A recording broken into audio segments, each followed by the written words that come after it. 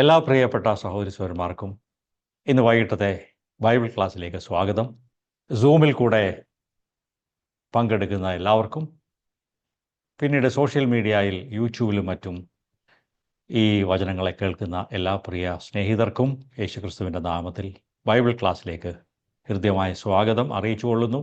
ദൈവവചനം പഠിക്കുന്നത്, ബൈബിൾ പഠിക്കുന്നത് അനുഗ്രഹമാണെന്നാണ് നാം ബൈബിളിൽ തന്നെ വായിക്കുന്നത്. വെളിപ്പാട് പുസ്തകം 1-ാം അധ്യായത്തിൽ നാം വായിക്കുന്നു, ഈ വചനങ്ങളെ വായിക്കുന്നവനും വായിച്ച് കേൾപ്പിക്കുന്നവനും അത് കേൾക്കുന്നവർക്കും അതനുസരിക്കുന്നവർക്കും ഒക്കെയും അവരെ ഭാഗ്യവാന്മാർ, അനുഗ്രഹീതർ എന്നാണ് യേശു പറയുന്നത്. ഈ ദൈവവചനം നമ്മെ നിത്യതയ്ക്കായി തയ്യാറാക്കുന്നതാണ്, ഒരുക്കുന്നതാണ് എന്നുള്ളത് കൊണ്ട് തന്നെ വചനം ഏറ്റെടുത്ത് അത് അഭ്യസിക്കേണ്ടത് വളരെ ആവശ്യമാണ്. അത് ഹൃദയത്തിൽ സ്വീകരിക്കേണ്ടത് വളരെ ആവശ്യമാണ്. ഇന്ന് നാം ചിന്തിക്കാൻ പോകുന്നത് മർക്കോസിൻ്റെ സുവിശേഷം 14-ാം അധ്യായത്തിൽ നിന്നാണ്. 1 മുതൽ 31 വരെ ഉള്ള വചനങ്ങൾ നമുക്ക് ഇന്ന് ചിന്തിക്കാം. അതിനെ 4 ചെറിയ ഭാഗങ്ങളായിട്ട് തിരിച്ചാണ് നാം ഇന്ന് ചിന്തിക്കുന്നത്. ആദ്യത്തെ ഭാഗം ബഥാന്യയിൽ യേശുവിനെ തൈലം പൂശുന്ന ഭാഗമാണ്, 1 മുതൽ 9 വരെ. രണ്ടാമത് യൂദാ ഇസ്കരിയോത്താവ് യേശുവിനെ ഒറ്റിക്കൊടുക്കുവാൻ പ്ലാൻ ചെയ്യുന്ന ഭാഗം 10 മുതൽ 11 വരെയുള്ള വാക്യങ്ങളിലും, യേശുവിൻ്റെ ഈ ഭൂമിയിലെ അവസാനത്തെ പെസഹ ശിഷ്യന്മാരോടൊപ്പം ഭക്ഷിക്കുന്ന ഭാഗം 12 മുതൽ 21 വരെയുള്ള വചനങ്ങളിലും, ഒടുവിലായി കർത്താവിൻ്റെ അത്താഴം സ്ഥാപിക്കപ്പെടുന്നു 14-ാം അധ്യായം 22 മുതൽ 31 വരെയുള്ള വചനങ്ങളിൽ അതും കാണാൻ സാധിക്കും. 14-ാം അധ്യായം എടുക്കാം. 1 മുതൽ 9 വരെയുള്ള വചനങ്ങൾ നമുക്ക് ആദ്യമായിട്ട് ചിന്തിക്കാം. 2 ദിവസം കഴിഞ്ഞിട്ട് പെസഹായുടെയും പുളിപ്പില്ലാത്ത അപ്പത്തിന്റെയും ഉത്സവമായിരുന്നു. അപ്പോൾ മഹാപുരോഹിതന്മാരും ശാസ്ത്രിമാരും അവനെ ഉപായത്താൽ പിടിച്ച് കൊല്ലേണ്ടത് എങ്ങനെയെന്ന് അന്വേഷിച്ചു. ജനത്തിൽ കലഹമുണ്ടാകാതിരിപ്പാൻ ഉത്സവത്തിൽ അരുത് എന്ന് അവർ പറഞ്ഞു. അവൻ ബെഥാനിയിൽ കുഷ്ഠരോഗിയായ ശീമോന്റെ വീട്ടിൽ പന്തിയിലിരിക്കുമ്പോൾ ഒരു സ്ത്രീ ഒരു വെങ്കൽ ഭരണി വിലയേറിയ സ്വച്ഛ ജഡമാംസി തൈലവുമായി വന്ന് ഭരണി പൊട്ടിച്ച് അവന്റെ തലയിൽ ഒഴിച്ചു. അവിടെ ചിലർ, തൈലത്തിന്റെ ഈ വെറും ചെലവ് എന്തിന്? ഇത് 300-ലധികം വെള്ളിക്കാശിന് വിറ്റ് ദരിദ്രർക്ക് കൊടുക്കാൻ കഴിയുമായിരുന്നുവല്ലോ എന്നിങ്ങനെ ഉള്ളിൽ നീരസപ്പെട്ട് അവളെ ഭത്സിച്ചു. എന്നാൽ യേശു, ഇവളെ വിടുവീൻ, അവളെ അസഹ്യപ്പെടുത്തുന്നത് എന്ത്? അവളെങ്കിൽ നല്ല പ്രവൃത്തിയല്ലോ ചെയ്തത്. ദരിദ്രർ നിങ്ങൾക്ക് എല്ലായ്പ്പോഴും അടുക്കൽ ഉണ്ടല്ലോ. ഇച്ഛിക്കുമ്പോൾ അവർക്ക് നന്മ ചെയ്യുവാൻ നിങ്ങൾക്ക് കഴിയും. ഞാനോ എല്ലായ്പ്പോഴും നിങ്ങളോട് കൂടെ ഇരിക്കുകയില്ല. അവൾ തന്നാൽ ആവത് ചെയ്തു. കല്ലറയിലെ അടക്കത്തിനായി എന്റെ ദേഹത്തിന് മുൻപ് കൂട്ടി തൈലം തേച്ചു. സുവിശേഷം ലോകത്തിലൊക്കെയും പ്രസംഗിക്കുന്നിടത്തെല്ലാം അവൾ ചെയ്തതും അവളുടെ ഓർമ്മയ്ക്കായി പ്രസ്താവിക്കുമെന്ന് ഞാൻ സത്യമായി നിങ്ങളോട് പറയുന്നു. യേശുവിനെ ബഥാന്യയിൽ വെച്ച് മറിയ പരിമള തൈലം പൂശുന്ന ഭാഗമാണ് നാം ഈ ഭാഗത്ത് കാണുന്നത്. എന്നാൽ 1ഉം 2ഉം വാക്യങ്ങൾ നോക്കിയാൽ യഹൂദ മത നേതാക്കൾ യേശുവിനെ കൊല്ലുവാനുള്ള ആലോചനയിലാണ് അവർ എന്ന് കാണാൻ സാധിക്കും. നമുക്ക് ശ്രദ്ധിച്ചാൽ മനസ്സിലാകും, യേശുവിൻ്റെ അവസാനത്തെ ദിവസങ്ങളാണ്. യെരൂശലേമിൽ ആ സമയത്ത് യഹൂദന്മാരുടെ പെസഹായുടെ ഉത്സവം നടക്കുകയാണ്. അതാണ് 1-ാം വാക്യത്തിൽ കാണുന്നത്. പെസഹായുടെയും പുളിപ്പില്ലാത്ത അപ്പത്തിൻ്റെയും ഉത്സവമായിരുന്നു. ജനമെല്ലാം, സാധാരണ ജനങ്ങളെല്ലാവരും ഇസ്രായേലിലെ എല്ലാ ദേശങ്ങളിൽ നിന്നും, പല ഗ്രാമങ്ങളിൽ നിന്നും പട്ടണങ്ങളിൽ നിന്നും യെരൂശലേമിലേക്ക് കടന്നു വന്ന് അവർ പെസഹ പെരുന്നാൾ ആചരിക്കുന്ന ഒരു സമയമാണ്. എന്താണ് പെസഹ പെരുന്നാൾ എന്ന് 2 വാക്ക് പറയാം. പുറപ്പാട് പുസ്തകം 12-ാം അധ്യായത്തിൽ അതിനെക്കുറിച്ച് പറഞ്ഞിട്ടുണ്ട്. ഇസ്രായേൽ ജനം നീണ്ട 400-ലധികം വർഷങ്ങൾ മിസ്രൈമിൽ അഥവാ ഈജിപ്തിൽ ഫറവോ രാജാക്കന്മാരുടെ അടിമകളായി അവർ ഇരിക്കുന്ന കാലത്ത് അവരുടെ കഷ്ടപ്പാടുകൾ പെരുകി വന്നപ്പോൾ അവർ ദൈവത്തോട് നിലവിളിക്കുന്നു, ദൈവമേ, ഞങ്ങളെ രക്ഷിക്കണമേ, വിടുവിക്കണമേ. അങ്ങനെ ദൈവം മോശയെ അയച്ച്, മോശ എന്ന നേതാവ് മുഖാന്തരം ദൈവം അവർക്ക് വിടുതൽ കൊടുക്കുന്നു. ഫറവോൻ്റെ ആ രാജ്യത്ത് 1, 2, 3 എന്നിങ്ങനെ 10 ബാധകൾ ദൈവം അയച്ചു. 10ാമത്തെ ബാധയാണ് അവസാനത്തെ ബാധ. അന്ന് മിസ്രൈമിലെ എല്ലാ ആദ്യജാതന്മാരും സംഹരിക്കപ്പെടുന്ന ഒരു രാത്രിയാണ്. ആ രാത്രിയാണ് പെസഹായുടെ പെരുന്നാളിൻ്റെ തുടക്കം എന്ന് പറയുന്നത്. അന്ന് ഇസ്രായേലിലെ ജനങ്ങളെല്ലാവരും അവർ വീട്ടിൽ ഒരാട്ടിൻകുട്ടിയെ കൊന്നിട്ട് അതിൻ്റെ രക്തം കട്ടളക്കാലിലും കുറുമ്പടിമേലും പുരട്ടി അന്ന് രാത്രി ദൈവത്തിൻ്റെ സംഹാരദൂതൻ കടന്നു വന്നപ്പോൾ ഏതൊക്കെ വീടുകളിന്മേൽ രക്തം പുരട്ടിയോ ആ വീടുകളിൽ മരണമുണ്ടായില്ല. എന്നാൽ രക്തം പുരട്ടാത്ത വീടുകളിലൊക്കെയും ആദ്യജാതന്മാർ മരിച്ചുപോയി. ആ അനുഭവത്തിൻ്റെ, ആ വിടുതലിൻ്റെ ഓർമ്മയാണ്, ആ രാത്രിയുടെ ഓർമ്മയാണ് പെസഹ പെരുന്നാൾ എന്ന് പറയുന്നത്. തങ്ങളുടെ മക്കൾ കൊല്ലപ്പെട്ടില്ല, അതിൻ്റെ ഓർമ്മയ്ക്കായിട്ട് 7 ദിവസം യെരൂശലേമിൽ എല്ലാ വർഷവും അവർ പെസഹായുടെ ആ ഓർമ്മ കൊണ്ടാടുന്ന ഒരു ആചാരം, ഉത്സവം, ഭക്ഷണം ഒക്കെ ഉണ്ടായിരുന്നു.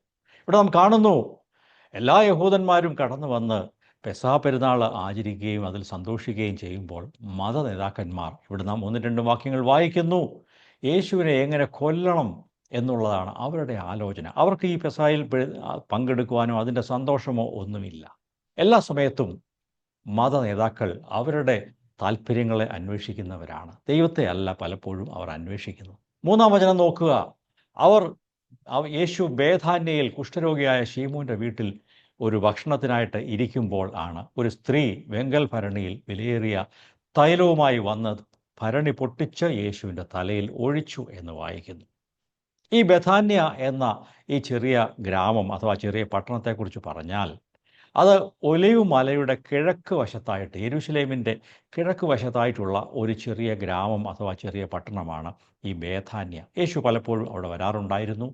ആ ബേഥാന്യയെ നാം അറിയുന്നത് ലാസറിൻ്റെയും പിന്നെ അവൻ്റെ സഹോദരിമാരായ മാർത്തയുടെയും മറിയയുടെയും ഗ്രാമം എന്നാണ് അതിനെക്കുറിച്ച് അറിയുന്നത്. ആ 3 പേർ അവിടെ പാർത്തിരുന്നു. അവർ യേശുവിന് വേണ്ടപ്പെട്ടവർ ആയിരുന്നു. അവരുടെ പേരിലാണ് ആ ഗ്രാമം ഇന്ന് അറിയപ്പെടുന്നത്. അത് വലിയൊരു അർത്ഥവത്തായ കാര്യമാണ്. നാം ഒക്കെ ഓരോ ഗ്രാമത്തിലോ പട്ടണത്തിലോ ആയിരിക്കുന്നു. ആ പട്ടണത്തിൻ്റെ പേര് പറയുമ്പോൾ ഇന്നാരുടെ പട്ടണമെന്ന് നമ്മളെക്കുറിച്ച് ദൈവം ചിന്തിക്കുമോ, പറയുമോ? അത് കരുതുന്നത് നല്ലതാണ്. ഇവിടെ മറിയയാണ് യേശുവിൻ്റെ തലയിൽ തൈലം പൂശിയത് എന്ന് ഒഴിച്ചതെന്ന് കാണാൻ സാധിക്കും. ഇവിടെ ഈ മർക്കോസിൻ്റെ പുസ്തകത്തിൽ ഒരു സ്ത്രീ വന്ന് അത് ചെയ്തു എന്നാണ് പറയുന്നത്. എന്നാൽ യോഹന്നാൻ്റെ സുവിശേഷത്തിൽ വായിക്കുമ്പോൾ നമുക്കത് വായിക്കാം. യോഹന്നാൻ്റെ സുവിശേഷം 12-ാം അധ്യായം 1, 2, 3 വചനങ്ങൾ വായിക്കുമ്പോൾ ഈ സ്ത്രീ വേറെ ആരുമല്ല, മറിയ തന്നെ ആയിരുന്നു എന്ന് അവിടെ കാണാൻ സാധിക്കും. വായിക്കാം. യേശു മരിച്ചവരിൽ നിന്ന് ഉയർപ്പിച്ച ലാസർ പാർത്ത ബെഥാനിയിലേക്ക് യേശു പെസഹായ്ക്ക് 6 ദിവസം മുൻപേ വന്നു. അവിടെ അവർ അവന് ഒരു അത്താഴം ഒരുക്കി. മാർത്ത ശുശ്രൂഷ ചെയ്തു. ലാസറോ അവനോട് കൂടെ പന്തിയിലിരുന്നവരിൽ ഒരുവനായിരുന്നു. അപ്പോൾ മറിയ വിലയേറിയ സ്വച്ഛജട മാംസി തൈലം ഒരു റാത്തലെടുത്ത് യേശുവിന്റെ കാലിൽ പൂശി തന്റെ തലമുടി കൊണ്ട് കാൽ തുവർത്തി. തൈലത്തിന്റെ സൗരഭ്യം കൊണ്ട് വീട് നിറഞ്ഞു. ഇവിടെ ശ്രദ്ധിക്കുക, ഇവിടെ മറിയയാണ് ഈ പ്രവൃത്തി ചെയ്തത് എന്ന് പറഞ്ഞിട്ടുണ്ട്. ഇവിടെ മറിയ യേശുവിൻ്റെ തലയിൽ വിലയേറിയ ഈ തൈലം പൂശി. അതിനെക്കുറിച്ച് നമുക്ക് പറയാൻ സാധിക്കും, വളരെ കൃത്യസമയത്താണ് മറിയ അത് ചെയ്തത്. ഒരു ടൈംലി സർവീസ്, ആവശ്യമായിരുന്ന ഒരു സമയത്ത് വിവേകത്തോടെ ഈ സഹോദരി ആ പ്രവൃത്തി ചെയ്തു. പ്രിയ സഹോദരിമാരെ, ദൈവം നിങ്ങളെയൊക്കെ ഓരോ ശുശ്രൂഷകൾ ഏൽപ്പിച്ചിട്ടുണ്ട്. ഈ മറിയയെക്കുറിച്ച് പറഞ്ഞാൽ ആരെങ്കിലും നിർബന്ധിച്ചിട്ടോ യേശു തന്നെ പറഞ്ഞിട്ടോ ഇങ്ങനെയൊന്നുമല്ല മറിയ ആ ശുശ്രൂഷ ചെയ്തത്. ദൈവം അവളുടെ മനസ്സിൽ കൊടുത്ത ഒരു ഉത്സാഹം, ഒരു താല്പര്യം, അതാണ് മറിയ അവിടെ ചെയ്തത്. നിങ്ങളെയൊക്കെ ദൈവം ഏൽപ്പിച്ചിരിക്കുന്ന ഓരോ ശുശ്രൂഷകൾ അതിൻ്റെ ആവശ്യമനുസരിച്ച് അവസരത്തിനൊത്ത് ഉയരുകയും നിങ്ങൾക്ക് ഓരോരുത്തർക്കും അത് ചെയ്യാനും സാധിക്കും. ഇവിടെ മറിയ ചെയ്തത് യേശുവിനോടുള്ള സ്നേഹനിമിത്തമായിരുന്നു. അത് ഒരു ആരാധനയാണ് എന്ന് പറയാൻ സാധിക്കും. ആ രീതിയിലാണ് അവൾ അത് ചെയ്തത്. It was like A worship for the Lord Jesus. കാരണം ഇവിടെ മറിയ വളരെ വിലയേറിയ, വളരെ വില കൂടിയ ഒരു തൈലമാണ് യേശുവിൻ്റെ തലയിൽ ഒഴിക്കുന്നത്. ഇന്നത്തെ നമ്മുടെ രൂപയുടെ തത്തുല്യമായിട്ട് ഇത് ചിന്തിച്ചാൽ 300 വെള്ളിക്കാശിന് വിലയുണ്ട് എന്ന് യൂദ കമൻറ്റ് ചെയ്യുന്നുണ്ട്. ആ 300 വെള്ളിക്കാശ് എന്ന് പറഞ്ഞാൽ അത് കണക്ക് കൂട്ടി നോക്കിയാൽ ഏകദേശം 3 ലക്ഷം രൂപയോളം വില വരുന്ന ഒരു വലിയ വില കൂടിയ തൈലമാണ് ആ മറിയ യേശുവിൻ്റെ തലയിൽ ഒഴിച്ചത് എന്ന് കാണാൻ സാധിക്കും. 3 മുതൽ 9 വരെയുള്ള വചനങ്ങൾ വായിക്കുമ്പോൾ, അതിനുശേഷമുള്ള വാക്യങ്ങളും വായിക്കുമ്പോൾ നമുക്ക് കാണാൻ സാധിക്കുന്നത് 2 പേരെ അവിടെ കാണാൻ സാധിക്കും. 10ഉം 11ഉം വാക്യങ്ങളിൽ യൂദാ ഇസ്കരിയോത്താവിൻ്റെ പ്രവൃത്തിയെക്കുറിച്ചാണ് വായിക്കുന്നത്. നാം വായിക്കാൻ വരുന്നതേ ഉള്ളൂ.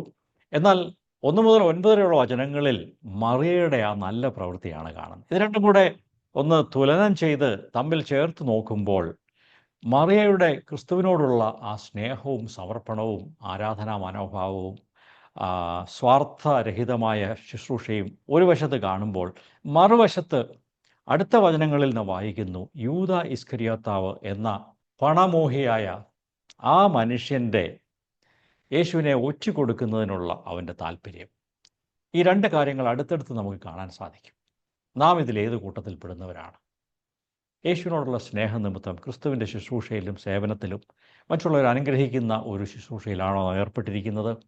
അതോ നമ്മുടെ സ്വന്തം ലക്ഷ്യം, സ്വന്തം ആദായം നോക്കി ഇസ്കറിയോത്ത യൂദയെ പോലെയാണോ നാം പ്രവർത്തിക്കുന്നത് എന്ന് ഇന്ന് രാത്രി നമ്മുടെ ജീവിതങ്ങളെ പരിശോധിക്കേണ്ടത് ആവശ്യമാണ്. 4ഉം 5ഉം വാക്യങ്ങൾ വായിക്കുമ്പോൾ അവിടെ നാം കാണുന്നു, അവിടെ ചിലർ തൈലത്തിൻ്റെ വെറും ചെലവ് എന്തിന് എന്ന് ചോദിക്കുന്നു. ചിലർ എന്നാണ് മർക്കോസ് ഇവിടെയും ചിലർ എന്നാണ് പറയുന്നത്. ഒരു സ്ത്രീ എന്ന് മറിയയെക്കുറിച്ച് പറഞ്ഞതുപോലെ ഇവിടെ ചിലർ എന്ന് പറയുന്നു. അത് യോഹന്നാന്റെ സുവിശേഷം 12-ാം അധ്യായം 4ഉം 5ഉം വചനങ്ങൾ വായിച്ചാൽ അത് സാക്ഷാൽ യൂദ ഇസ്കരിയോത്താവ് തന്നെയാണ് ആ പറഞ്ഞത് എന്ന് അവിടെ വായിക്കാൻ സാധിക്കും. ആ വചനങ്ങൾ വായിക്കാമോ? എന്നാൽ അവന്റെ ശിഷ്യന്മാരിൽ ഒരുത്തനായി അവനെ കാണിച്ചു കൊടുക്കാനുള്ള യൂദ ഇസ്കരിയോത്താവ് ഈ തൈലം 300 വെള്ളിക്കാശിന് വിറ്റ് ദരിദ്രന്മാർക്ക് കൊടുക്കാഞ്ഞത് എന്ത് എന്ന് പറഞ്ഞു. ദരിദ്രന്മാരെ കുറിച്ച് വിചാരം ഉണ്ടായിട്ടല്ല, അവൻ കള്ളനാകൊണ്ടും പണസഞ്ചി തന്റെ പക്കലാകയാൽ അതിൽ ഇട്ടത് എടുത്തു വന്നതുകൊണ്ടും അത്രേ പറഞ്ഞത്. ഇവിടെ നോക്കിയാൽ ചില കാര്യങ്ങൾ നമുക്ക് അതിൽ നിന്ന് നമ്മുടെ ജീവിതത്തിലേക്ക് ഏറ്റെടുക്കുവാൻ സാധിക്കും. യൂദായുടെ മനോഭാവം എന്തായിരുന്നു? എന്തുകൊണ്ടാണ് യൂദ ഇങ്ങനെ ഒരു കമൻ്റ് അവിടെ പറഞ്ഞത്? യൂദ പറഞ്ഞ കമൻ്റ് എന്താണ്? ഈ തൈലം എന്തിനാ വെറുതെ ചിലവാക്കി കളഞ്ഞത്? ഇത്രയും വിലയുള്ള തൈലം ഈ യേശുവിൻ്റെ തലയിൽ ഒഴിക്കേണ്ട വല്ല ആവശ്യവും ഉണ്ടായിരുന്നോ? ഇത് വിറ്റാൽ ദരിദ്രന്മാർക്ക് കൊടുക്കാമായിരുന്നല്ലോ. 300 വെള്ളിക്കാശ് കിട്ടുമായിരുന്നു. എത്ര ദരിദ്രന്മാർക്ക് ഭക്ഷണം വെച്ചു കൊടുക്കാനും വീട് വെച്ചു കൊടുക്കാനും ഒക്കെ ഇത് സഹായകമായേനെ. എന്നാൽ ഇങ്ങനെയൊക്കെ പറഞ്ഞെങ്കിലും പെട്ടെന്നുള്ള ഈ യൂദയുടെ ഈ വാക്കുകൾ, അതിനെക്കുറിച്ച് 2-3 കാര്യങ്ങൾ പറയും. എന്തുകൊണ്ടാണ് യൂദ ഇങ്ങനെ പറഞ്ഞത്? ഒന്ന്, അവൻ്റെ പണത്തോടുള്ള സ്നേഹമായിരുന്നു, ഗ്രീഡ് ആയിരുന്നു ഒരു കാര്യം. രണ്ടാമത്, അവന് ദരിദ്രന്മാരെക്കുറിച്ച് വിചാരമൊന്നുമില്ല, വെറുതെ പറഞ്ഞതാണ്. അതാണ് യോഹന്നാൻ 12-ാം അധ്യായത്തിൻ്റെ അടുത്ത വാക്യത്തിൽ നാം ഇവിടെ വായിച്ചു. 6-ാം വാക്യത്തിൽ വായിച്ചത് എന്താണ്? ദരിദ്രന്മാരെക്കുറിച്ച് വിചാരമുണ്ടായിട്ടല്ല, യൂദ കള്ളനാകൊണ്ടും പണസഞ്ചി തൻ്റെ പക്കലാകയാൽ അതിലിട്ടത് എടുത്തു വന്നിരുന്നു, അവൻ മോഷ്ടിക്കുന്ന പതിവുണ്ടായിരുന്നു എന്നാണ് യോഹന്നാൻ പറയുന്നത്. ഇവിടെ ശ്രദ്ധിക്കുക, യൂദയുടെ പുറമേ അവനിതൊക്കെ മറച്ചു വെച്ച് നല്ല വാക്കുകൾ പറയാൻ സാധിച്ചു എങ്കിലും ദൈവത്തിൻ്റെ ആത്മാവ് അത് രേഖപ്പെടുത്തി വെച്ചിട്ടുണ്ട്. അവൻ്റെ മനസ്സിൽ പണത്തോടുള്ള ആർത്തിയും സ്നേഹവും ഉണ്ടായിരുന്നു. അവന് ദരിദ്രന്മാരെക്കുറിച്ചുള്ള കൺസേണോ ഭാരമോ ഒന്നും ഉണ്ടായിരുന്നില്ല. അതൊരു ഭംഗിവാക്കായിരുന്നു. മാത്രമല്ല, ഈ നല്ല പ്രവൃത്തി ചെയ്ത ഈ മറിയെ കുറ്റപ്പെടുത്തിക്കൊണ്ട്, ഫോൾട്ട് ഫൈൻഡിങ്, അവളുടെ കുറ്റം കണ്ടുപിടിച്ച് അത് വിളിച്ചു പറയാനാണ് യൂദയ്ക്ക് തോന്നിയത്. പലപ്പോഴും നാമും അസ്ഥാനത്ത് വേണ്ടാത്ത കാര്യങ്ങൾ പറയുന്ന സ്വഭാവം നമുക്കുണ്ടോ? യൂദ ഒന്നും ചിന്തിക്കാതെ പെട്ടെന്ന് പറഞ്ഞതാണ്. എങ്കിലും അവൻ്റെ മനസ്സിലുള്ള കാര്യങ്ങളൊക്കെ വെളിയിൽ വന്നു. ദൈവാത്മാവ് അത് രേഖപ്പെടുത്തി വെച്ചിട്ടുണ്ട്. നമുക്ക് സംസാരിക്കുമ്പോൾ വളരെ ജാഗ്രതയോടെ സൂക്ഷ്മതയോടെ സംസാരിക്കേണ്ടത് ആവശ്യമാണ്. ഇവിടെ 6ഉം 7ഉം വാക്യങ്ങൾ വായിക്കുമ്പോൾ യേശു നല്ല കാര്യം പറയുകയാണ്. ഇവളെ വിടുവീൻ, അവളെ അസഹ്യപ്പെടുത്തുന്നത് എന്ത്? അവൾ എന്നിൽ നല്ല പ്രവൃത്തിയാണല്ലോ ചെയ്തത്. യേശു അവളെ അഭിനന്ദിച്ചുകൊണ്ട്, അപ്രീഷിയേറ്റ് ചെയ്തുകൊണ്ട്, പ്രൈസ് ചെയ്തുകൊണ്ട് അവളെക്കുറിച്ച് നല്ലതാണ് പറയുന്നത്. യൂദ പറഞ്ഞതുപോലെയല്ല, യേശു അവളെക്കുറിച്ച് നല്ല കാര്യങ്ങൾ പറഞ്ഞു. വാസ്തവത്തിൽ ഇത്രയും വിലപിടിപ്പുള്ള തൈലം യേശുവിൻ്റെ തലയിൽ ഒഴിച്ചതിൽ വളരെ അർത്ഥമുണ്ടായിരുന്നു. യേശു അത് ശരിയായിട്ടും അപ്രീഷിയേറ്റ് ചെയ്തുകൊണ്ട് സംസാരിച്ചു. അത് അവളെ സംബന്ധിച്ച്, മറിയയെ സംബന്ധിച്ച് അത് അവളുടെ ഒരു ആരാധന പോലെയാണ്. She was doing it as A worship. അവളെ സംബന്ധിച്ച് ഈ തൈലം ഒഴിച്ചത് അവളുടെ ആരാധനയായിരുന്നു. ദൈവപുത്രനായ യേശുവിന് കൊടുക്കുന്ന ആരാധന. യേശു അത് പറഞ്ഞു, അവൾ നല്ല പ്രവൃത്തിയാണല്ലോ ചെയ്തത്. ദൈവമക്കളെ, നാം ദൈവരാജ്യത്തിന് വേണ്ടി, ക്രിസ്തുവിൻ്റെ പ്രവൃത്തിക്ക് വേണ്ടി, സുവിശേഷത്തിന് വേണ്ടിയും ചിലവാക്കുമ്പോൾ ദൈവം അത് നല്ല പ്രവൃത്തിയായിട്ടാണ് കാണുന്നത്. ലോകമനുഷ്യർ പറയും, അയ്യോ ഇവൻ്റെ ജീവിതം പാഴാക്കി കളഞ്ഞല്ലോ, ഈ പണമെല്ലാം വേറെ എന്തെല്ലാം കാര്യത്തിന് ഉപയോഗിക്കാമായിരുന്നു, അതെല്ലാം ഇങ്ങനെ കൊടുത്തു കളഞ്ഞല്ലോ എന്ന് പലരും ആക്ഷേപിക്കും, അല്ലെങ്കിൽ കമൻ്റ് പറയും. എന്നാൽ നാം അതൊന്നും നോക്കേണ്ട ആവശ്യമില്ല. ദൈവം നമ്മെ സപ്പോർട്ട് ചെയ്യുന്നവനാണ്. ദൈവം നമ്മുടെ ഭാഗത്തുണ്ട്. എന്താണ് ആരാധനയുടെ ഉള്ളിലുള്ള അന്തസത്ത? എന്താണ് യഥാർത്ഥ ആരാധന എന്ന് പറയുമ്പോൾ?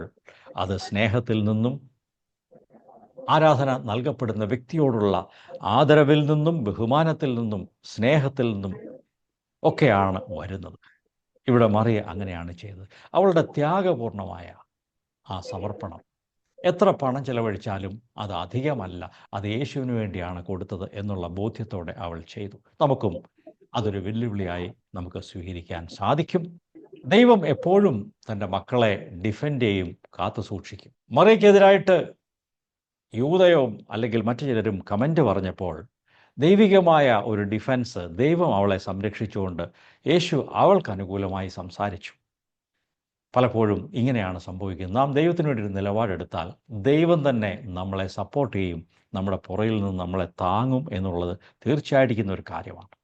അതിനെ ഒരു നല്ല പ്രവൃത്തിയായിട്ട് യേശു പറഞ്ഞ് അഭിനന്ദിക്കുന്നു. യേശു പിന്നെ പറഞ്ഞു, ദരിദ്രന്മാർ നിങ്ങളുടെ അടുത്ത് എല്ലായ്പ്പോഴും ചുറ്റുപാടുമൊക്കെ ഉണ്ടല്ലോ, നിങ്ങൾക്ക് എപ്പോൾ വേണമെങ്കിലും അവരെ സഹായിക്കാൻ കഴിയും. അതിലും ഒരു കാര്യം നാം ശ്രദ്ധിക്കണം.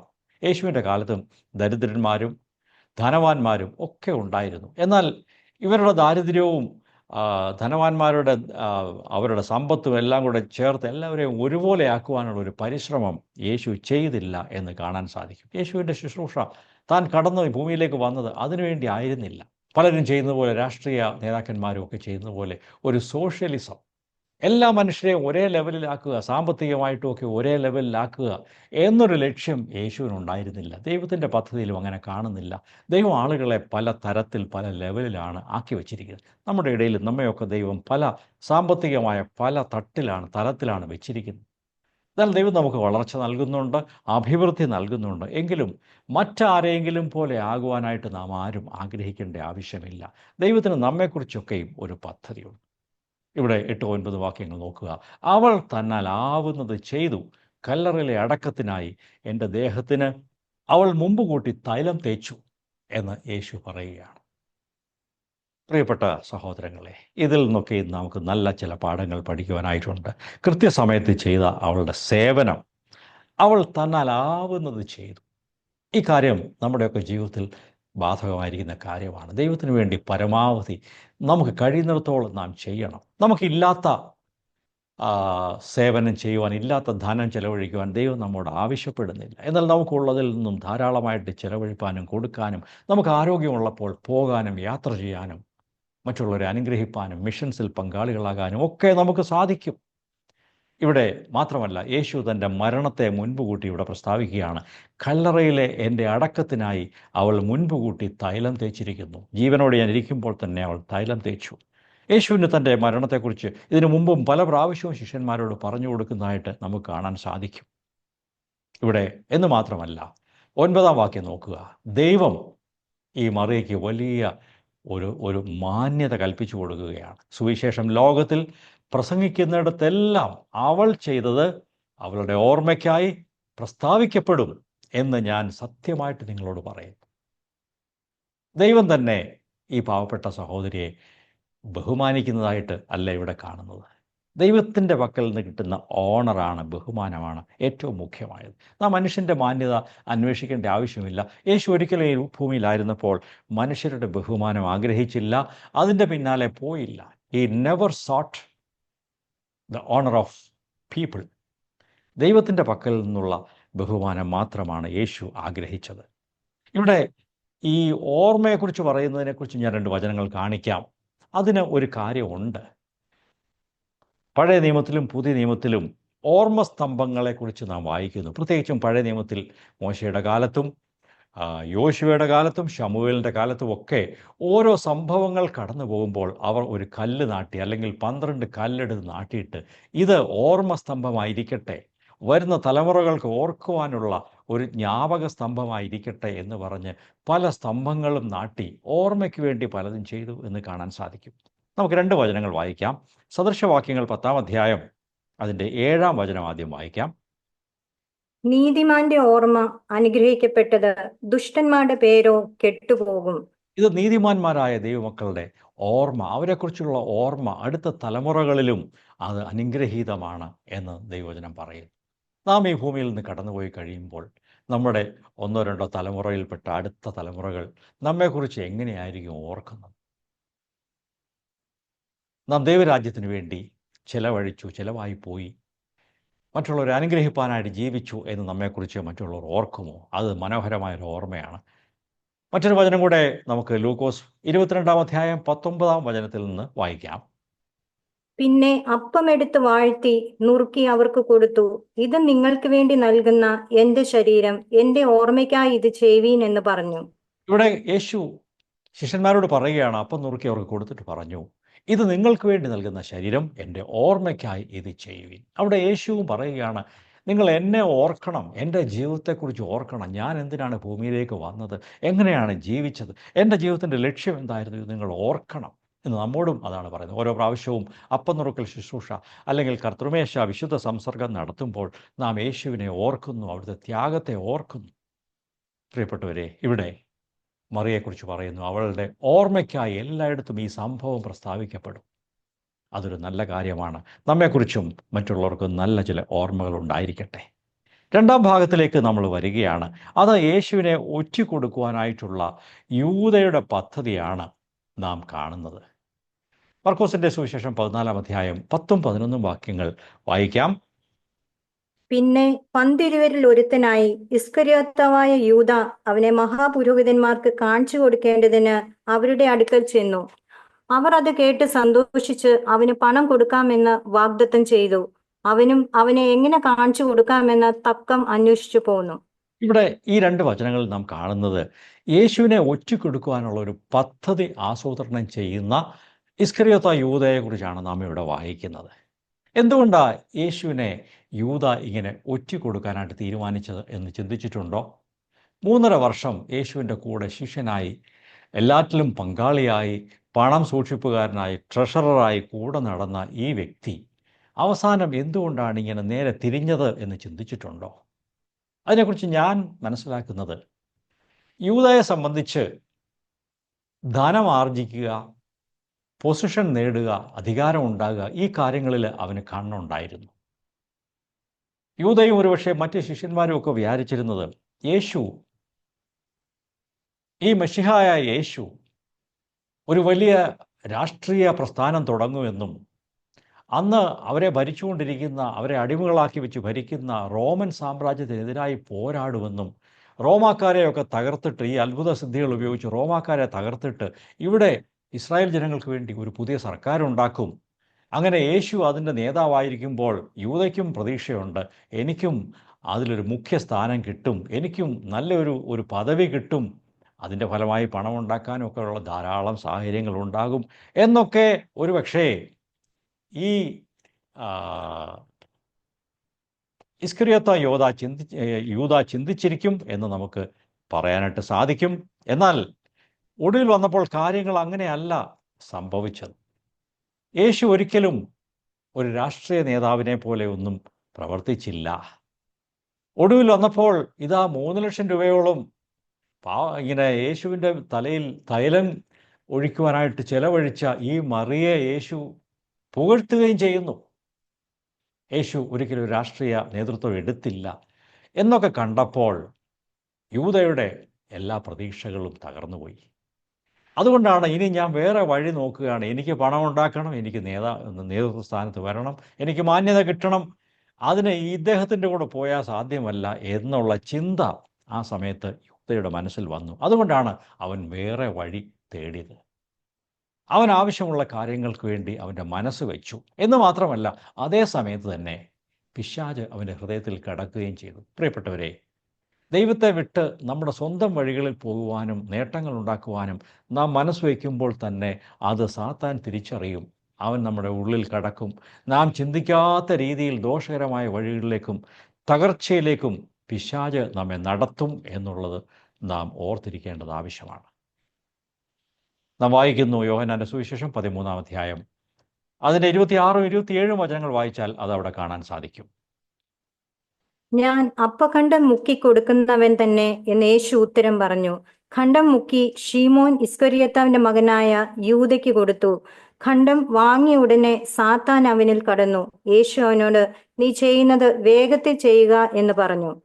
ഇവിടെ നോക്കുക, ഈ പ്രവൃത്തികളൊക്കെ അവൻ ചെയ്തു വന്നപ്പോൾ അവൻ്റെ ഹൃദയത്തിലെ ചിന്തകൾ അത്ര ശരിയായിരുന്നില്ല. സ്വാർത്ഥപരമായ ചിന്തകളായിരുന്നു അവനുണ്ടായിരുന്നത്. അതുകൊണ്ട് അവൻ്റെ ഉള്ളിൽ സാത്താന് കടക്കുവാനൊരു അവസരം കിട്ടി. പിശാചിന് ഇടം കൊടുത്താൽ അവനുള്ളിൽ കയറി നമ്മെ നശിപ്പിക്കും എന്നുള്ള കാര്യം നാം തീർച്ചയായിട്ടും അറിഞ്ഞിരിക്കണം. അതാണ് യൂദ ഇസ്കരിയോത്താവിൻ്റെ കാര്യത്തിൽ നാം കാണുന്നത്. അവൻ്റെ മനസ്സ് അവൻ്റെ ദോഷകരമായ കാര്യങ്ങൾക്ക് വേണ്ടി വിട്ടുകൊടുത്തു. ഉടനെ പിശാച് അവനിൽ കടന്നു. പിന്നീട് അവൻ ആ പ്രവൃത്തിക്ക് വേണ്ടി വേഗം മുമ്പോട്ട് പോവുകയാണ് ചെയ്യുന്നത്. നമ്മുടെ ജീവിതങ്ങളെ നാം ഈ കാര്യത്തിൽ സൂക്ഷ്മതയോടെ പരിശോധിക്കേണ്ടതും പരിപാലിക്കേണ്ടതും വളരെ ആവശ്യമാണ്. മൂന്നാമത്തെ ഭാഗം നമുക്ക് ചിന്തിക്കാം. യേശു തൻ്റെ അവസാനത്തെ പെസഹ തൻ്റെ ശിഷ്യന്മാരുമായിട്ട് ഭക്ഷിക്കുന്ന ഭാഗമാണ് ഇവിടെ നമുക്ക് കാണാൻ സാധിക്കുന്നത്. അത് 12 മുതൽ 21 വരെയുള്ള വാക്യങ്ങളിൽ നമുക്കത് കാണാൻ സാധിക്കും. ആ ഭാഗം നമുക്കൊന്ന് വായിച്ച് കേൾക്കാം. അതിനുശേഷം അതിലുള്ള ചില കാര്യങ്ങൾ ഞാൻ പറഞ്ഞു മുമ്പോട്ട് പോകാം. ആ ഭാഗം വായിക്കാം. 12 മുതൽ. പെസഹ കുഞ്ഞാടിനെ അറുക്കുന്നതായ പുളിപ്പില്ലാത്ത അപ്പത്തിന്റെ 1-ാം നാളിൽ ശിഷ്യന്മാർ അവനോട്, നീ പെസഹ കഴിപ്പാൻ ഞങ്ങൾ എവിടെ ഒരുക്കണമെന്ന് ചോദിച്ചു. അവൻ ശിഷ്യന്മാരെ 2 പേരെ അയച്ചു. നഗരത്തിൽ ചെല്ലുവീൻ, അവിടെ ഒരു കുടം വെള്ളം ചുമന്നുകൊണ്ട് ഒരു മനുഷ്യൻ നിങ്ങളെ എതിർപ്പിടും. അവന്റെ പിന്നാലെ ചെന്ന് അവൻ കടക്കുന്നിടത്ത് ആ വീട്ടുടയവനോട്, ഞാൻ എന്റെ ശിഷ്യന്മാരുമായി പെസഹ കഴിപ്പാനുള്ള ശാല എവിടെയെന്ന് ഗുരു ചോദിക്കുന്നു എന്ന് പറവീൻ. അവൻ വിരിച്ചൊരുക്കിയ ഒരു വൻ മാളിക കാണിച്ചു തരും, അവിടെ നമുക്ക് ഒരുക്കുവീൻ എന്ന് പറഞ്ഞു. ശിഷ്യന്മാർ പുറപ്പെട്ട് നഗരത്തിൽ ചെന്ന് അവൻ തങ്ങളോട് പറഞ്ഞതുപോലെ കണ്ട് പെസഹ ഒരുക്കി. സന്ധ്യയായപ്പോൾ അവൻ 12 വന്നു. അവർ ഇരുന്ന് ഭക്ഷിക്കുമ്പോൾ യേശു, നിങ്ങളിൽ ഒരുവൻ എന്നോടുകൂടെ ഭക്ഷിക്കുന്നവൻ തന്നെ എന്നെ കാണിച്ചു കൊടുക്കുമെന്ന് ഞാൻ സത്യമായിട്ട് നിങ്ങളോട് പറയുന്നു എന്ന് പറഞ്ഞു. അവർ ദുഃഖിച്ച് ഓരോരുത്തൻ ഞാനോ ഞാനോ എന്ന് അവനോട് ചോദിച്ചു തുടങ്ങി. അവൻ അവരോട്, 12 ഒരുവൻ എന്നോടുകൂടെ താലത്തിൽ കൈമുക്കുന്നവൻ തന്നെ. മനുഷ്യപുത്രൻ പോകുന്നത് തന്നെക്കുറിച്ച് എഴുതിയിരിക്കുന്നത് പോലെ തന്നെ സത്യം. മനുഷ്യപുത്രനെ കാണിച്ചു കൊടുക്കുന്ന മനുഷ്യനോ അയ്യോ കഷ്ടം. ആ മനുഷ്യൻ ജനിക്കാതിരുന്നുവെങ്കിൽ അവന് കൊള്ളാമായിരുന്നു എന്ന് പറഞ്ഞു. നോക്കുക, യേശുവിൻ്റെ അവസാനത്തെ പെസഹ ഭക്ഷിക്കുന്ന ആ ഭാഗമാണ്. നമുക്കിത് പരിചയമുള്ള ഭാഗമാണ്. ഈ സംഭവം അതിനെ ഞാൻ കൂടുതൽ വിശദമാക്കുവാൻ ആഗ്രഹിക്കുന്നില്ല. നമുക്കത് അറിയാവുന്ന കാര്യമാണ്. ചില കാര്യങ്ങൾ മാത്രം നാം ശ്രദ്ധിക്കേണ്ടത് ഇടയ്ക്കൊന്ന് പറഞ്ഞു പോകാം. 12 മുതൽ 15 വരെയുള്ള വാക്യങ്ങൾ നോക്കുക. അവിടെ യഹൂദന്മാരുടെ പെസഹയുടെ സമയമാണ്. എല്ലാ യഹൂദന്മാരും യെരൂശലേമിൽ പെസഹ ആചരിക്കുവാനായിട്ട് ആ ഉത്സവത്തിന് വേണ്ടി വന്നിട്ടുണ്ട്. വലിയ ആൾക്കൂട്ടം അവിടെ ഉണ്ട്. ഇവിടെ യേശു 2 ശിഷ്യന്മാരെ വിളിച്ചിട്ട്, ഇവിടെ 2 ശിഷ്യന്മാർ എന്നാണ് മർക്കോസ് പറയുന്നത്. എന്നാൽ ഈ ശിഷ്യന്മാരുടെ പേര് യോഹന്നാൻ്റെ സുവിശേഷത്തിൽ ലൂക്കോസ് 22-ാം അധ്യായത്തിൽ നാം അത് വായിക്കുന്നുണ്ട്. ഈ 2 ശിഷ്യന്മാർ, ഒന്ന് പത്രോസും മറ്റേത് യോഹന്നാനുമായിരുന്നു എന്ന് നമുക്ക് കാണാനായിട്ട് സാധിക്കും. അവരെ അയച്ചു. ചില കാര്യങ്ങളൊക്കെയും പറഞ്ഞു. നിങ്ങൾ ഇങ്ങനെ ചെല്ലുവീൻ, നിങ്ങൾ അവിടെ ചെല്ലുമ്പോൾ ഇങ്ങനെ ഒരു കുടം വെള്ളം ചുമന്നുകൊണ്ട് വരുന്ന ആളിനെ കാണും. ആ മനുഷ്യൻ കിടക്കുന്ന വീട്ടിൽ ചെല്ലണം. അവിടുത്തെ വീട്ടിടവനോട് പറയണം. അപ്പോൾ നിങ്ങൾക്ക് അതിനുള്ള 2-ാം നിലയിലുള്ള ഒരു മാളിക, വിരിച്ചൊരുക്കിയ ഒരു മാളിക കാണിച്ചു തരും. അവിടെയെല്ലാം സെറ്റപ്പ് ചെയ്യുക, ഒരുക്കുക എന്ന് യേശു പറഞ്ഞു കൊടുത്തു. അല്ല, ഇവിടെ പല കാര്യങ്ങളും നമുക്ക് കാണാൻ സാധിക്കും. യേശുവിൻ്റെ അറിവ്, വരാൻ പോകുന്ന കാര്യങ്ങളെക്കുറിച്ചുള്ള ആ മുന്നറിവ്, ഫോർ നോളജ് അവിടെ കാണാൻ സാധിക്കും. ദൈവികമായ ആ ഡയറക്ഷൻ കൊടുക്കാനുള്ള ക്രിസ്തുവിൻ്റെ കഴിവ് അവിടെ നമുക്ക് കാണാൻ സാധിക്കുന്നുണ്ട്. ഈ വരാൻ പോകുന്ന കാര്യങ്ങളെക്കുറിച്ചുമൊക്കെ ഇന്നതുപോലെ സംഭവിക്കുമെന്ന് യേശു അവിടെ മുന്നറിയിപ്പായിട്ട് അവരോട് പറഞ്ഞു കൊടുക്കുന്നത് നമുക്ക് കാണാൻ സാധിക്കും. അവിടെ ചെന്നിട്ട് അവർ ചെയ്യേണ്ടത് എന്തൊക്കെയാണ്? അവിടെ മേശ വിരിച്ച് എല്ലാം ഒരുക്കണം. ഒരു ആട്ടിൻകുട്ടിയെ കൊന്ന് അതിനെ പാചകം ചെയ്ത് വെക്കണം. അവർക്ക് ആവശ്യമുള്ള പുളിപ്പില്ലാത്ത അപ്പം ഉണ്ടാക്കി അത് തയ്യാറാക്കി വെക്കണം. കുടിക്കുവാനുള്ള വീഞ്ഞും മറ്റ് മുക്കുവാനുള്ള ചാറും, അതൊരു തരം പഴങ്ങളൊക്കെ ചേർത്തുള്ള ഒരു സോസാണ് അവരന്ന് ഉപയോഗിച്ചിരുന്നത്.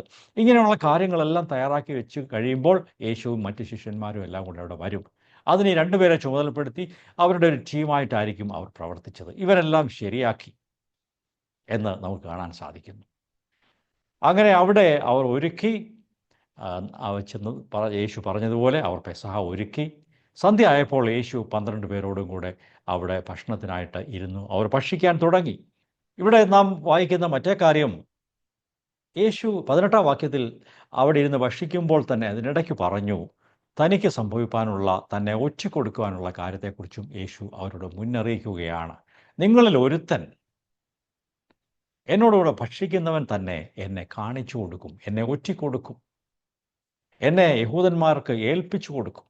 അപ്പോൾ അവരെല്ലാം ദുഃഖിച്ചു. കർത്താവെ, ഞാനാണോ? വേറെ രീതി പറഞ്ഞാൽ, കർത്താവെ, ഞാനല്ലല്ലോ അത് ചെയ്യുന്നത് എന്നാണ് അവർ പറയുന്നത്. യൂദയും അതുപോലെ തന്നെ പറഞ്ഞു, കർത്താവെ, ഞാനല്ലല്ലോ, അല്ലെങ്കിൽ ഞാനാണോ കർത്താവെ എന്ന് യൂദയും പറഞ്ഞു. അപ്പോൾ യേശു മറുപടിയും പറഞ്ഞു, അതെ, നീ തന്നെ അത് പറഞ്ഞല്ലോ എന്നാണ് അതിൻ്റെ ശരിയായ അർത്ഥം. അതെ യൂദേ, നീ തന്നെ അത് പറഞ്ഞല്ലോ. പക്ഷേ ശിഷ്യന്മാർക്ക് മറ്റാർക്കും അത് മനസ്സിലായില്ല. നീ തന്നെ അത് പറഞ്ഞല്ലോ എന്ന് പറഞ്ഞു. ഈ കാര്യം നാം ശ്രദ്ധിക്കുക. നമ്മുടെ വാക്കും പ്രവൃത്തിയും ചേർന്ന് പോകുന്നതാണോ? യൂദയും ചോദിച്ചു, കർത്താവെ, ഞാനാണോ? അവനറിയാം താനാണെന്ന്. എങ്കിലും അവിടെ ഒരു നല്ല ഇമ്പ്രഷൻ കൊടുക്കാനായിട്ട് ഒരു ഭംഗിവാക്കങ്ങ് പറയുകയാണ്. പ്രിയപ്പെട്ടവരെ, ദൈവാത്മാവ് നമ്മുടെ ജീവിതത്തിലെ ഓരോ ചിന്തകളും ഒക്കെ റീഡ് ചെയ്യുന്നുണ്ട്, വായിക്കുന്നുണ്ട്. ഇവിടെ നമുക്ക് ചിന്തിക്കേണ്ട കാര്യം, കർത്താവെ, എൻ്റെ വാക്കും പ്രവൃത്തികളും ഇടപാടുകളും ഒക്കെ ചേർന്ന് പോകുന്നുണ്ടോ? ഇത് മാച്ച് ചെയ്യുന്നുണ്ടോ എന്ന് ഇന്ന് രാത്രി നമ്മെ തന്നെ പരിശോധിക്കാം. നമ്മുടെ ഉള്ളിലുള്ള കാപട്യങ്ങളൊക്കെയും ഒരു ദിവസം വെളിപ്പെട്ട് വരുന്ന ഒരു ദിവസമുണ്ട്. അതുകൊണ്ട് നാം വളരെ ജാഗ്രതയോടെ ജീവിക്കണം. 20ഉം 21ഉം വാക്യങ്ങളിൽ നോക്കുക. എന്നോടുകൂടെ താലത്തിൽ കൈമുക്കുന്നവനാണ് അത് എന്ന് പറഞ്ഞു. മനുഷ്യപുത്രൻ പോകുന്നത് തന്നെക്കുറിച്ച് എഴുതിയിരിക്കുന്നത് പോലെ തന്നെ സത്യം. എന്നാൽ കാണിച്ചു കൊടുക്കുന്ന മനുഷ്യനോ, അയ്യോ കഷ്ടം, ആ മനുഷ്യൻ ജനിക്കാതിരുന്നുവെങ്കിൽ അവന് കൊള്ളാമായിരുന്നു. നോക്കുക, ഈ വാക്യങ്ങളിൽ യേശുവും ശിഷ്യന്മാരും ഒക്കെയും പെസഹ ഭക്ഷിക്കുന്നത് ഒരു പാത്രത്തിൽ അപ്പമൊക്കെ വെച്ചിട്ടുണ്ട്. ആ പാത്രത്തിൽ നിന്ന് അവരെല്ലാവരും എടുത്ത് ഭക്ഷിക്കുന്നു. മറ്റൊരു പാത്രത്തിൽ മുക്കി കഴിക്കാനുള്ള സോസ് വെച്ചിട്ടുണ്ട്, അതും അവരതിൽ മുക്കി ഭക്ഷിക്കുന്നു. അങ്ങനെയാണ് അവിടെ അവർ ചെയ്തുകൊണ്ടിരുന്നത്. അതുപോലെ തന്നെ ഇവിടെ പറയുന്നുണ്ട്, നോക്കുക 21-ാം വാക്യത്തിൽ, മുന്നേ എഴുതിയിരിക്കുന്നത് പോലെ തന്നെ മനുഷ്യപുത്രനെ അവൻ പോകുന്നു. എവിടെയാണ് അങ്ങനെ എഴുതിയിരിക്കുന്നത്? യേശുവിൻ്റെ അവൻ ഇങ്ങനെ മരണപ്പെടും എന്നുള്ളതിനെക്കുറിച്ച് മുന്നമേ എഴുതിയിട്ടുണ്ട്.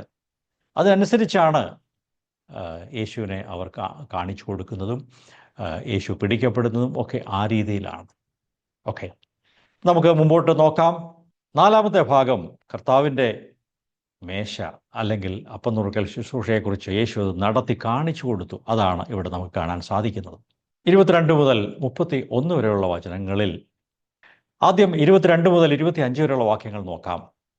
അവർ എല്ലാവരും കൂടെ ഇരുന്ന് ഭക്ഷണം കഴിക്കുന്നു. അതിനുശേഷം യേശു അതിൽ നിന്ന് ഈ അപ്പവും വീഞ്ഞും കുറേ എടുത്ത് സ്തോത്രം ചെയ്ത് അവർക്ക് കൊടുത്തു. അതാണ് ഇവിടെ കാണാൻ സാധിക്കുന്നത്. അവർ സാധാരണ പെസഹായ്ക്ക് ഭക്ഷിക്കുന്നത് അങ്ങനെയാണ്. അവർ ഒരുമിച്ചിരുന്ന് ഭക്ഷണം കഴിച്ചു. അവർ സങ്കീർത്തനങ്ങൾ പാടാറുണ്ടായിരുന്നു. സാധാരണ പെസഹ പെരുന്നാളിന് 115 മുതൽ 118 വരെയുള്ള ഏതെങ്കിലും സങ്കീർത്തനമാണ് അവർ പെസഹ പെരുന്നാളിന് യഹൂദന്മാർ സാധാരണ പാടാറുള്ളത് അല്ലെങ്കിൽ വായിക്കാറുള്ളത്. അത് കഴിഞ്ഞിട്ട് നാം ഇവിടെ കാണുന്നു, യേശു ഇവർ ഭക്ഷിച്ചുകൊണ്ടിരുന്ന അതേ ഭക്ഷണത്തിൽ നിന്നും ഒരു ഭാഗം പ്രത്യേകമായിട്ട് എടുത്ത് സ്തോത്രം ചെയ്ത് അവർക്ക് കൊടുത്തു. അതാണ് അവിടെ നാം വായിക്കുന്നത്. അപ്പവും വീഞ്ഞും എടുത്തിട്ട് അവർക്ക് കൊടുത്തിട്ട് പറഞ്ഞു, ഇതൊരു പ്രത്യേക അർത്ഥത്തിൽ ഞാൻ നിങ്ങളെ ഏൽപ്പിക്കുന്നു, ഞാൻ നിങ്ങൾക്ക് തരുന്നു, നിങ്ങളിത് എടുത്ത് ഭക്ഷിക്കുവീൻ, പാനം ചെയ്യുവീൻ, ഇത് എൻ്റെ ശരീരമാണ്.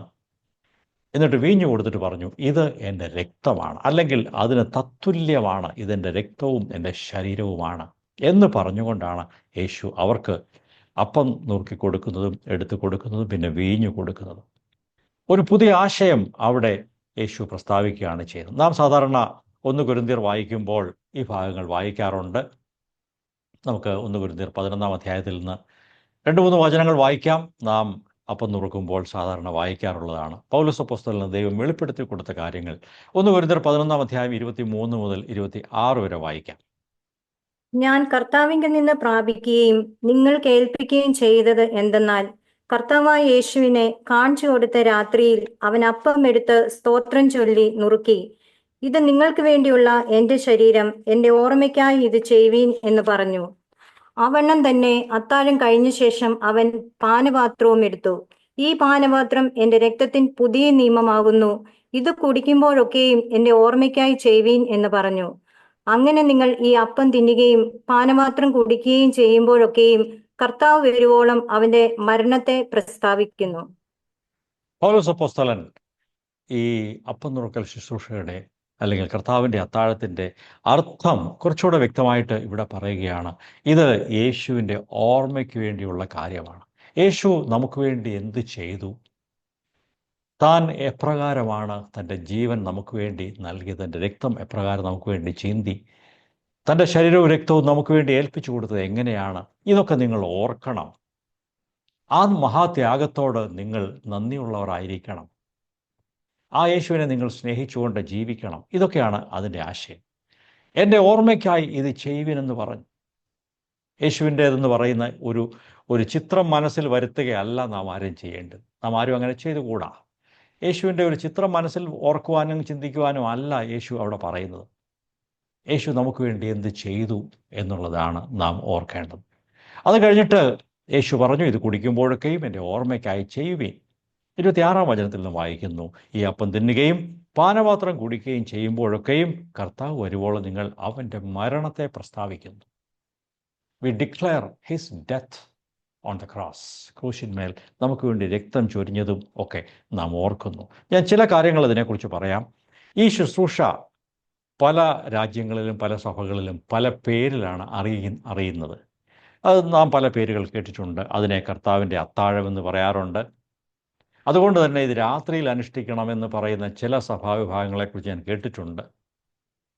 ഇത് വൈകിട്ടുള്ള അത്താഴമാണ്, അതുകൊണ്ട് രാത്രിയിൽ വേണം എന്ന് പറയുന്നവരുണ്ട്. അതുപോലെ ഇതിനെ വിശുദ്ധ സംസർഗം, കമ്മ്യൂണിയൻ എന്ന് വിളിക്കാറുണ്ട്. ആ അർത്ഥത്തിലും അത് ശരിയാണ്. ഇത് ക്രിസ്തുവുമായിട്ടുള്ള അന്യോന്യമുള്ള നമ്മുടെ കൂട്ടായ്മയും സംസർഗവുമാണ് ഇത് കാണിക്കുന്നത്. ഇതിനെ അപ്പം നുറുക്കൽ, ബ്രേക്കിംഗ് ഓഫ് ബ്രെഡ് എന്ന് പറയാറുണ്ട്. യുക്കാറിസ്റ്റ് എന്ന് ഇംഗ്ലീഷുകാരൊക്കെ വിളിക്കാറുണ്ട്. പല പേരുകളിൽ ഇത് അറിയുന്നുണ്ടെങ്കിലും ഇതിൻ്റെ ആശയം ഒന്നു തന്നെയാണ്, ഒരേ കാര്യമാണ്. ഇതിൻ്റെ അർത്ഥം എന്താണെന്നും കൂടെ ഞാൻ ചുരുക്കമായിട്ട് പറയാം. ഈ ശുശ്രൂഷയിൽ നാം അനുവർത്തിക്കുമ്പോൾ നാം നമ്മെ തന്നെ ദൈവമുമ്പാകെ താഴ്ത്തുകയാണ് ചെയ്യുന്നത്. നമ്മുടെ പാപങ്ങളെ കർത്താവിനോട് ഏറ്റുപറഞ്ഞ് പാപക്ഷമ വീണ്ടും പ്രാപിച്ച് ദൈവത്തിൻ്റെ മുമ്പാകെ താഴ്മയോടെ വരുന്ന ഒരവസ്ഥയാണ്. We humble ourselves before God and our sins are confessed and given up.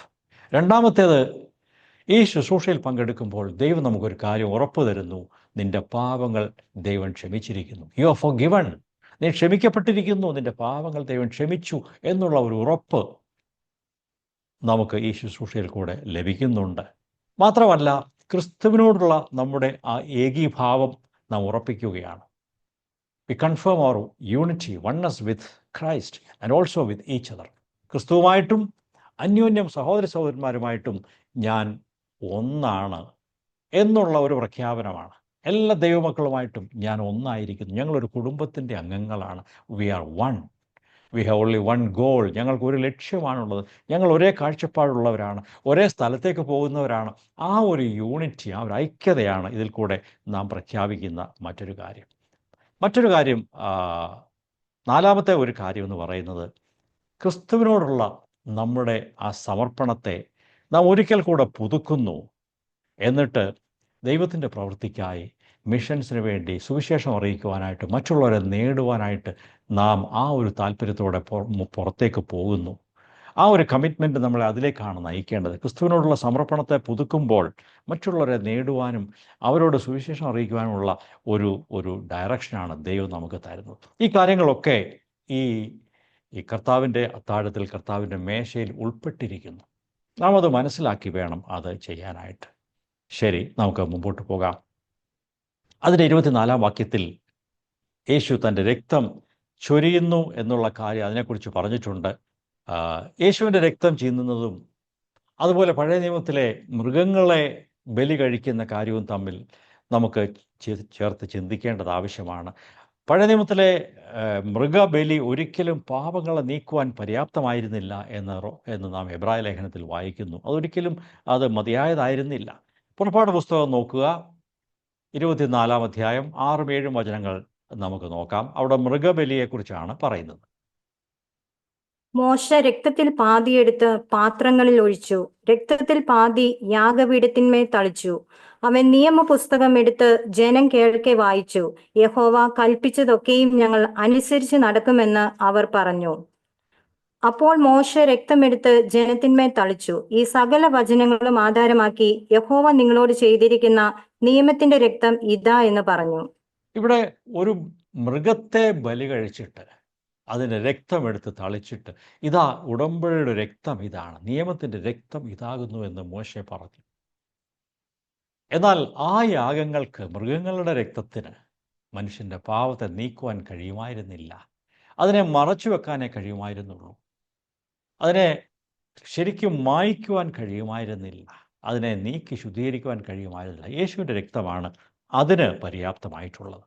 ഒടുവിലായി 27 മുതൽ 31 വരെയുള്ള വചനങ്ങൾ വായിക്കുമ്പോൾ ഇവിടെ പത്രോസ് അപ്പോസ്തലൻ യേശുവിനെ തള്ളിപ്പറയുന്ന ആ ഭാഗം, അത് സംഭവിച്ചില്ല, എന്നാൽ നീ എന്നെ തള്ളിപ്പറയും എന്ന് പത്രോസിനോട് യേശു പറയുന്ന ഭാഗം അവിടെ കാണാൻ സാധിക്കും. 27-28 വാക്യങ്ങൾ നോക്കിയാൽ ഇങ്ങനെ മുന്നെഴുതിയിരിക്കുന്നു. അത് മുന്നെഴുതിയിരിക്കുന്നത് സെക്കരിയാവിൻ്റെ പുസ്തകം 13-ാം അധ്യായം 7-ാം വചനത്തിലാണ്. അതുകൂടെ നമുക്ക് വായിച്ചു കേൾക്കാം. സെക്കരിയാവ് 13-ന്റെ 7-ാം വാക്യം. വാളെ എന്റെ ഇടയന്റെ നേരെയും എന്റെ കൂട്ടാളിയായ പുരുഷന്റെ നേരെയും ഉണരുക എന്ന് സൈന്യങ്ങളുടെ യഹോവയുടെ അരുളപ്പാട്. ആടുകൾ ചിതറി പോകേണ്ടതിന് ഇടയനെ വെട്ടുക, ഞാൻ ചെറിയവരുടെ നേരെ കൈത്തിരിക്കും. ഇവിടെ യേശുവിൻ്റെ മരണത്തെക്കുറിച്ചും ക്രൂശീകരണത്തെക്കുറിച്ചും ഒക്കെയും പറയുമ്പോൾ അതുമായിട്ട് ബന്ധപ്പെടുത്തിയാണ് ഈ വചനങ്ങൾ പറയുന്നത്. യേശുവിൻ്റെ മരണത്തെക്കുറിച്ചും അവൻ്റെ ഉയർത്തെഴുന്നേൽപ്പിനെക്കുറിച്ചും സെഖര്യാവ് പണ്ട് പ്രവചിച്ച കാര്യം, അങ്ങനെ പ്രവചനം നിവൃത്തിയാകേണ്ടതിനാണ് ഇത് സംഭവിക്കുന്നത് എന്ന് യേശു ഇവിടെ പറയുകയാണ്. നീ എന്നെ തള്ളിപ്പറയും എന്ന് പറഞ്ഞപ്പോൾ പത്രോസ് തൻ്റെ സ്വന്തം ഒരു ബോധ്യത്തിൽ നിന്ന് പറയുകയാണ്, ഞാൻ ഒരിക്കലും അങ്ങനെ ചെയ്യുകയില്ല എന്ന് യേശുവിനോട് പറഞ്ഞു. ഞാൻ ഒരിക്കലും നിന്നെ തള്ളിപ്പറയുകയില്ല. നാം ഒക്കെയും അങ്ങനെയാണ്. കർത്താവേ, ഞാൻ നിന്നെ വിട്ടു പോകത്തില്ല എന്ന് നാം നമ്മുടെ സ്വന്തം ബലത്തിൽ പലപ്പോഴും പ്രസ്താവിക്കും, തീരുമാനിക്കും. എങ്കിലും പലപ്പോഴും നമുക്കത് പാലിക്കുവാൻ കഴിയാറില്ല. നാം ബലഹീനരാണ് എന്ന് നാം തിരിച്ചറിയേണ്ടത് ആവശ്യമാണ്. പത്രോസിൻ്റെ അവസ്ഥ യേശുവിന് മുന്നമേ അറിയാമായിരുന്നു. ഇവൻ ബലഹീനനാണ്, ഇങ്ങനെ വലിയ കാര്യങ്ങളൊക്കെ പറയും, നിന്നോടുകൂടെ മരിക്കേണ്ടി വന്നാലും ഞാൻ നിന്നെ തള്ളിപ്പറയുകയില്ല എന്നൊക്കെയും പത്രോസ് പ്രസ്താവിച്ചു. എങ്കിലും അവൻ്റെ ആ പ്രഖ്യാപനം അധികം കാലം നീണ്ടു നിന്നില്ല. എനിക്ക് നിന്നോട് സ്നേഹമുണ്ട് എന്നൊക്കെ പറയാമെങ്കിലും യഥാർത്ഥമായ അവസരം വരുമ്പോൾ നാം തോറ്റുപോകും. എന്നാൽ പ്രിയപ്പെട്ടവരെ, പരിശുദ്ധാത്മാവിൻ്റെ ശക്തിയാൽ മാത്രമേ നമുക്ക് പിടിച്ചു നിൽക്കുവാൻ കഴിയുകയുള്ളൂ. മാനുഷികമായ റിസോൾവ്, മാനുഷികമായ തീരുമാനങ്ങളും നിശ്ചയദാർഢ്യവും ഒക്കെയും ചിലപ്പോൾ ഒരളവ് വരെ നമ്മെ സഹായിച്ചെന്നിരിക്കും. എങ്കിലും ദൈവം നമ്മെ സഹായിച്ചെങ്കിൽ മാത്രമേ നമുക്ക് പിടിച്ചു നിൽക്കുവാൻ കഴിയൂ. ഞാൻ ഒരിക്കലും നിന്നെ തള്ളിപ്പറയുകയില്ല എന്ന് പത്രോസ് വീരവാദം മുഴക്കി നല്ല മനസ്സോടെയാണ് പറഞ്ഞത്. എങ്കിലും നമുക്കറിയാം, ഒരു ബലഹീന സന്ദർഭത്തിൽ ആ വേലക്കാരി സ്ത്രീയുടെ മുൻപിൽ വെച്ച് യേശുവിനെ പത്രോസിന് തള്ളി പറയേണ്ടി വന്നു എന്ന് നമുക്കറിയാം. നമ്മുടെ ജീവിതങ്ങളെ ദൈവത്തിൻ്റെ കരങ്ങളിൽ ഇന്ന് രാത്രി സമർപ്പിക്കാം. ദൈവമേ, എനിക്ക് അങ്ങേ തള്ളി പറയുവാൻ ഒരിക്കലും ഇടവരരുത്. ഞാൻ അങ്ങയോട് ചേർന്ന് നിൽക്കും, അങ്ങയുടെ സാക്ഷിയായി അങ്ങയുടെ നാമത്തിൽ നിൽക്കും. എൻ്റെ ജീവിതത്തിൻ്റെ അവസാനം വരെയും അങ്ങയോടുള്ള സ്നേഹത്തിൽ നിൽക്കുവാൻ എന്നെ സഹായിക്കണമേ എന്ന് നമുക്ക് പ്രാർത്ഥിച്ചുകൊണ്ട് മുമ്പോട്ട് പോകാം. ദൈവം നമ്മെ ഈ വചനങ്ങളാൽ അനുഗ്രഹിക്കട്ടെ.